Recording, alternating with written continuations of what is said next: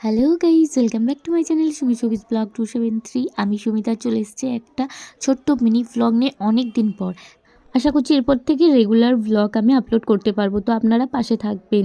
আর এই যে আমরা এখন বাড়ি আসছিলাম, বাড়ি আসার পথে ভাইজাগে ট্রেন থেমেছিল, আমরা দুজন চা খেতে নেমেছিলাম। ওখানে ওনার চায়ে চিনি কম ছিল বলে আমার সাথে মিক্সড করে তারপর দুজনে 2 কাপ চা খেয়ে ট্রেনে চেপে পড়ি। ট্রেন যখন বালাসোরে আসে ঝালমুড়ি দেখে ভীষণ আনন্দ হয়, ঝালমুড়ি কিনে খায়।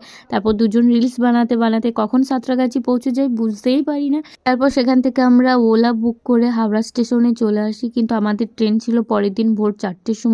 তো ততক্ষণ পর্যন্ত আমাদেরকে ওয়েট করতে হতো, তাই যে এখানে আমরা ওয়েট করেছিলাম। ভীষণ সিকিওর একটা জায়গা এবং বসে থাকার জন্য খুব ভালো জায়গা ছিল। তো কিছুক্ষণ বসে থাকার পর আমাদের ট্রেনের টাইম অনুযায়ী আমরা ওখান থেকে বেরিয়ে যাই এবং হাওড়া স্টেশনের ভিতরে গিয়ে আমাদের লাইনের ট্রেনে চেপে পড়ি। তারপর দুজনে 2 কাপ চা খেতে খেতে বাড়ি আসি। ভিডিওটি ভালো লাগলে চ্যানেলটি সাবস্ক্রাইব করুন।